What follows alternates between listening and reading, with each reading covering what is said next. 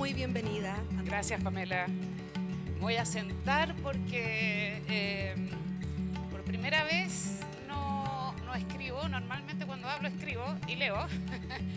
Y por primera vez tampoco traje ninguna imagen, y eso que yo me dedico a las imágenes. Mi campo de acción y mi campo de interés son las fotografías y las imágenes, pero no traje ninguna imagen. Ya vamos a ver por qué.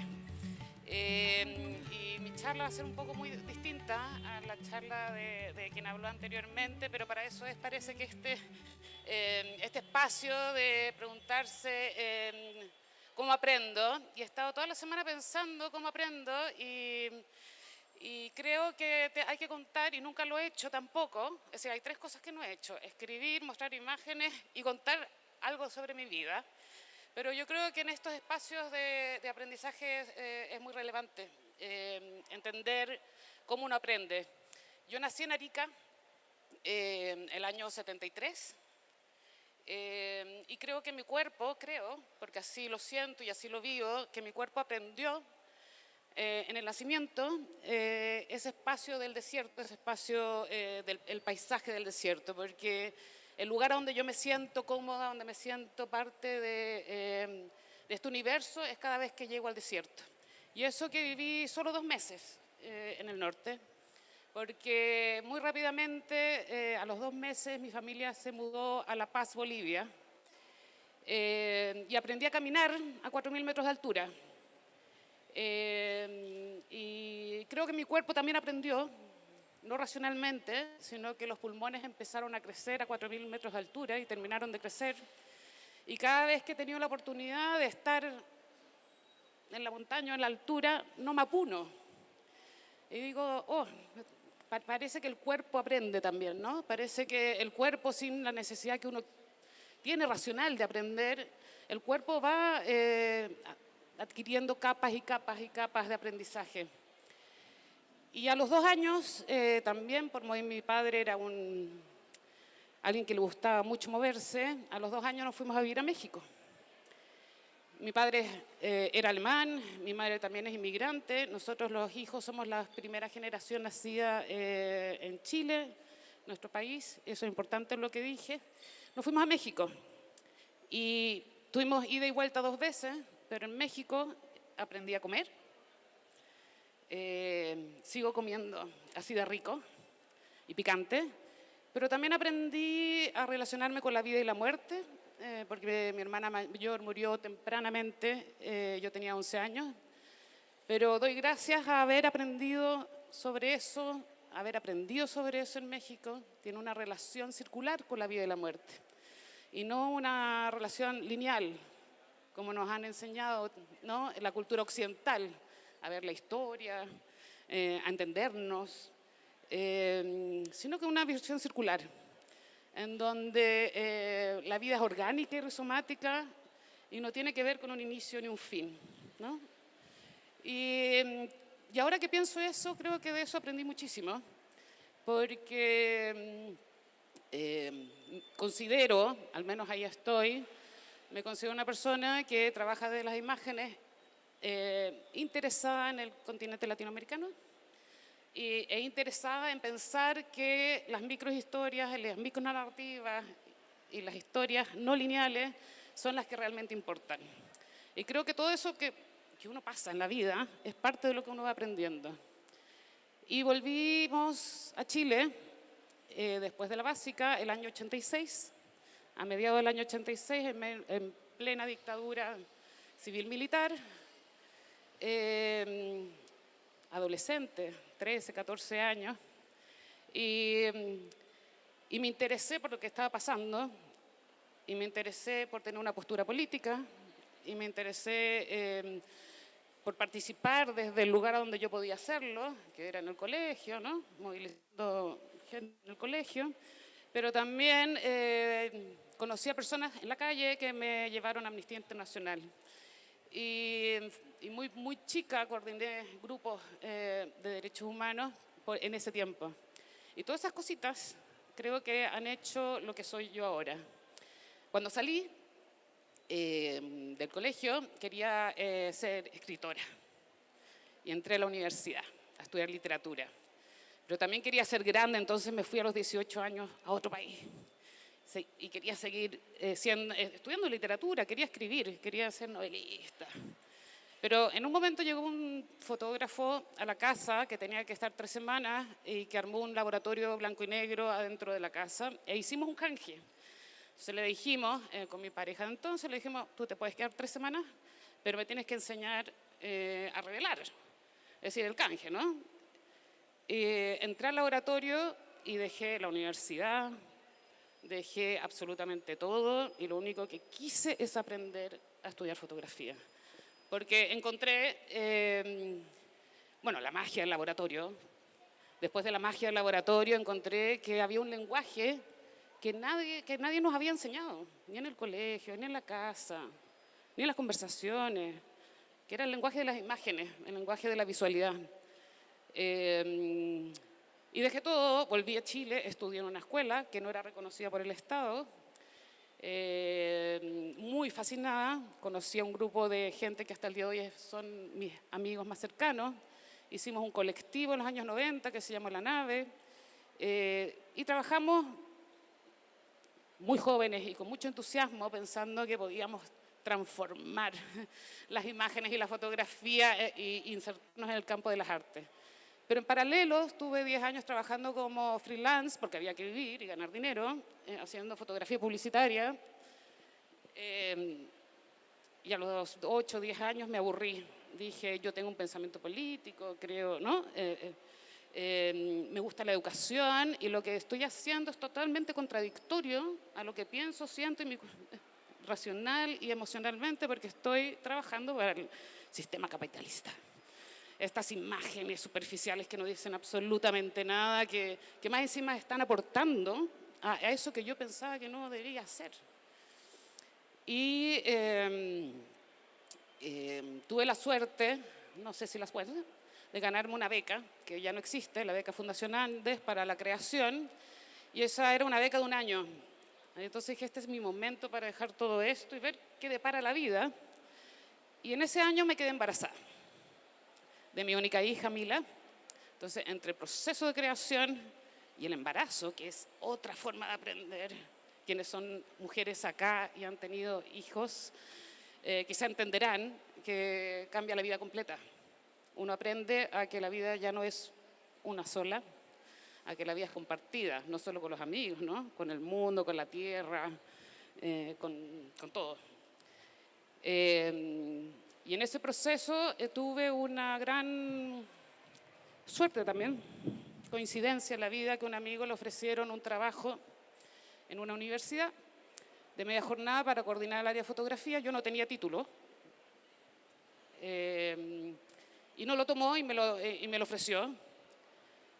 Y yo me sentía muy mal porque entraba a la universidad sin una licenciatura. Yo dije, pero me dijeron que sí. Y mi hija tenía 1 año y había que tener un mini sueldo para que al menos uno podía decir que había comida en la casa. Y a los 3 meses de entrar a la universidad, el director de ese minuto se fue. Y la universidad me pidió terminar el año. Y lo terminé. Eso fue hace 20 años atrás. Estuve 10 años dirigiendo esa escuela y empecé a enamorarme de la educación. Empecé a enamorarme de lo que significaba, sobre todo, la educación en artes. Saqué mi licenciatura trabajando, saqué mi magíster, me puse en orden, porque si no, no podría estar hoy en día dirigiendo otra escuela. Me puse en orden en estos papeles que se necesitan.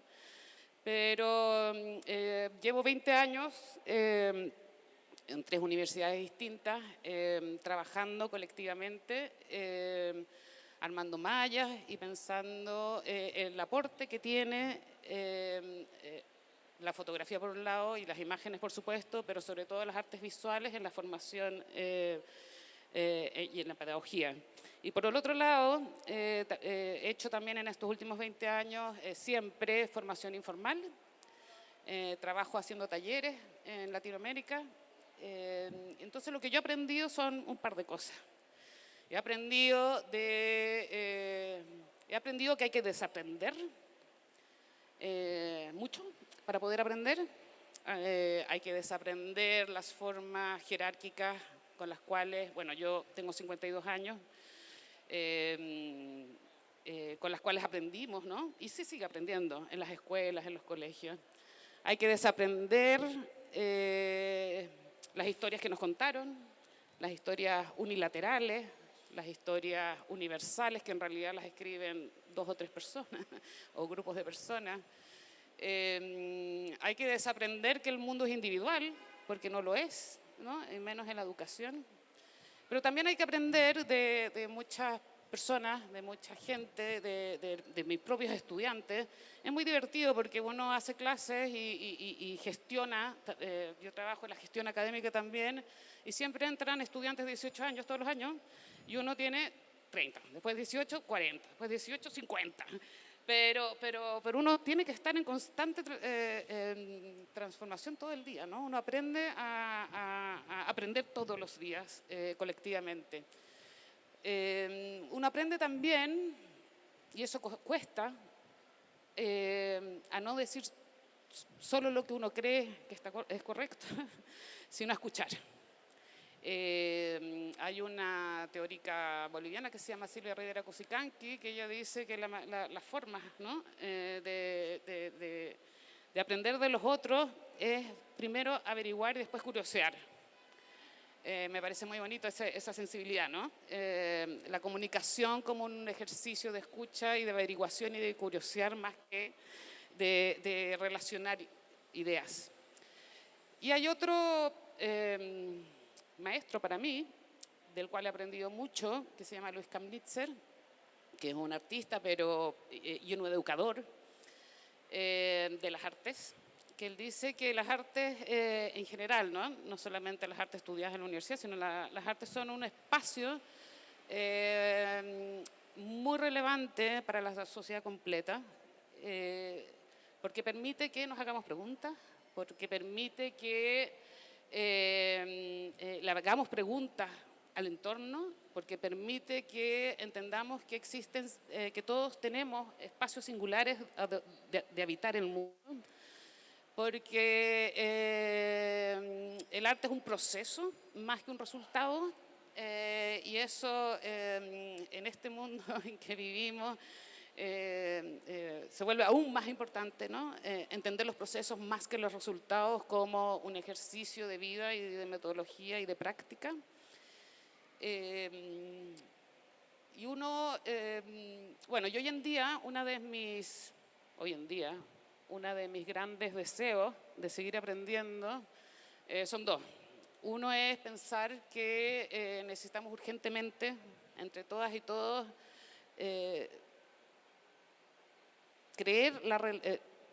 entender la relevancia de las pedagogías de las miradas y de las visualidades en nuestras escuelas y en nuestra comunidad.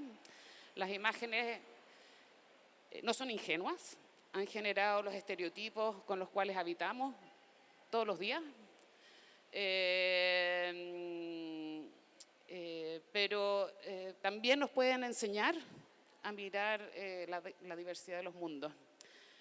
Sería yo tan feliz que existieran en las escuelas, ¿no? Si existe lenguaje, matemáticas, ¿por qué no existe, ¿no? un espacio de reflexión sobre la visualidad? Y por otro lado, a nivel de conocimiento, la Agencia Nacional de Acreditación hace poco, al 2022, asumió como una de las dimensiones que generan conocimiento 3 dimensiones, ¿no? La investigación, que es la que conocemos, la innovación, que es la de las patentes, y la creación. Y está al mismo nivel. Pero si bien existe, nadie la sabe bajar. Porque no tiene resultados, ¿no? Porque no tiene resultados de patente, no tiene resultados de negociables, transables, muchas veces evidenciables, sino que la creación es un espacio donde a través de la práctica, a través de las imágenes, de las materialidades, de los hallazgos y sobre todo de los errores, uno puede dar cuenta de una forma de mirar el mundo. Y creo que eso es absolutamente importante y relevante. Entonces, no sé cómo estoy con el tiempo, ¿verdad o no? La Pamela se fue. ¿Qué hora es? ¿Voy bien? ¿Cuánto llevo?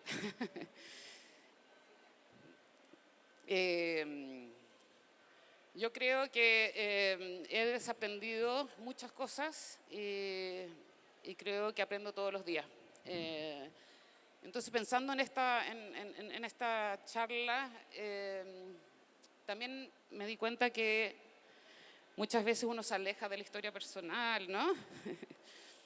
O le da un poco de vergüenza contarla, pero uno aprende también que todo lo que uno ha transitado, ¿no? Es parte de lo que uno es hoy en día. Más allá de que muchas cosas de la vida tienen cosas buenas, cosas malas, tristes, ¿no? Somos seres humanos. Todas esas cosas son capas que nos vamos formando como personas. Así que creo que eso es lo que he aprendido y desaprendido. Y que muchas gracias.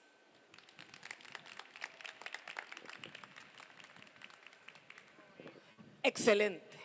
¿Alguien tiene alguna consulta para hacerle a Andrea? ¿Alguna duda? ¿No? Sí, por allá. Hola Andrea, ¿cómo estás? Mira, mi pregunta va más allá como de los procesos, ¿cómo es tu proceso creativo? Y también como añadir que en verdad hoy en día estamos perdiendo mucho los procesos como creativos. En verdad hoy está todo tan automatizado que no podemos como quizás medir esos procesos, como ir midiendo etapa por etapa. De hecho, yo soy publicista y trabajé harto tiempo en publicidad y en verdad hay como una falta de proceso creativo dentro de la publicidad. Porque, como tú decías, es necesario generar dinero, pero también es necesario como ponerle un poco más de humanidad, quizás, a estos procesos que nos permiten como de cierta forma vender, básicamente. Y más allá de eso, quería preguntarte igual, ¿en qué consiste tu proceso creativo? Si tienes algún como método en específico o si, no sé, conllevas algo más como, no sé, como una rutina para llevar a cabo tu proceso creativo.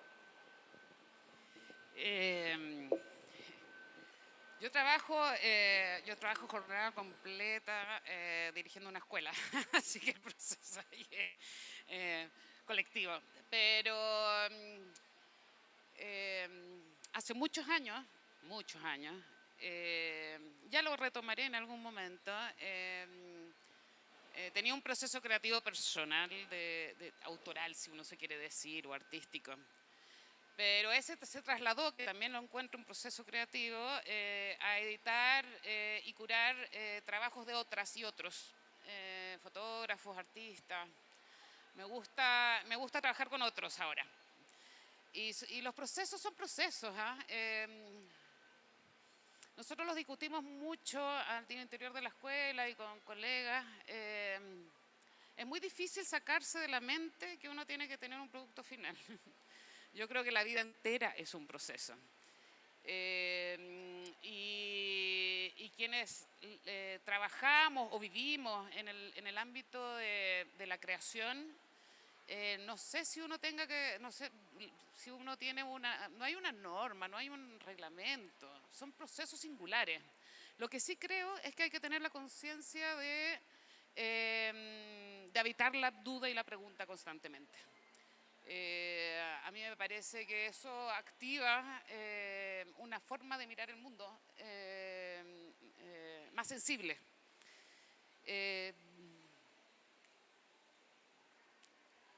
No sé si uno, en una sociedad tan capitalista como esta, no sé si uno vive de los procesos, porque es una opción de vida, ¿no? Si uno tiene que constantemente, sobre todo en la publicidad, ¿no? Generar un retorno, ¿no?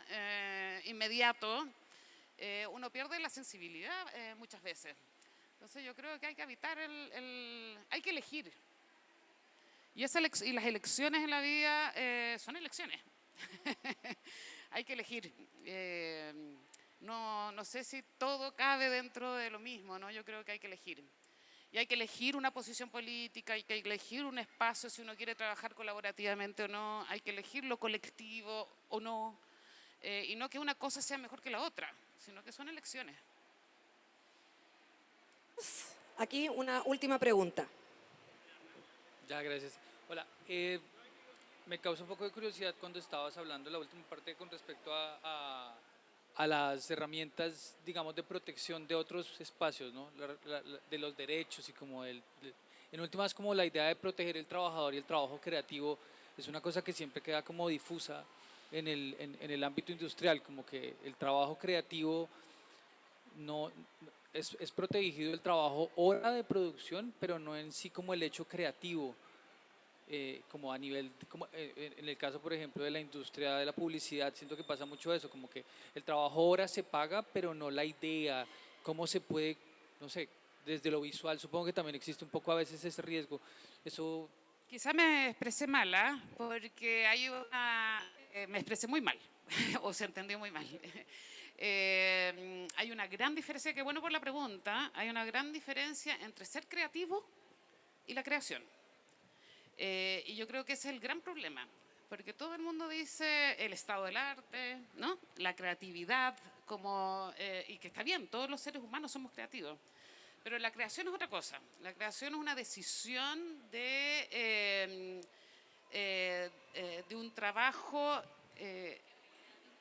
de vida y de proceso, de generar un cuerpo de obra que permita dar cuenta de una visión de mundo, que es muy distinto a la creatividad, ¿no? Yo puedo ser creativo cocinando, yo puedo ser creativo, pero tomar la decisión de generar un nuevo conocimiento a través del proceso de la creación es distinto. Entonces, lo que yo me refería es que la Agencia Nacional de Acreditación y las universidades hoy en día se basan, por normativa, por ley, en tres dimensiones, ¿no? Una es la investigación científica, que es la que todos conocemos, otra es la innovación, que son los procesos creativos de patentes, qué sé yo, y otra es la creación, que está linkeada con la creación artística, que tiene que ver con procesos que no necesariamente tienen resultados, sino que es una práctica como en la investigación que genera conocimiento en sí misma, que es singular,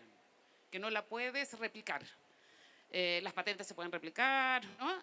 Las investigaciones científicas son justamente para que otros, ¿no? Trabajen y las repliquen. La creación es irreplicable, no se puede replicar. Y es un concepto muy complejo en un sistema que está basado en la comprobación y en el resultado. Entonces siempre nos movemos en otro espacio. Le agradecemos mucho a Andrea por su charla. Gracias.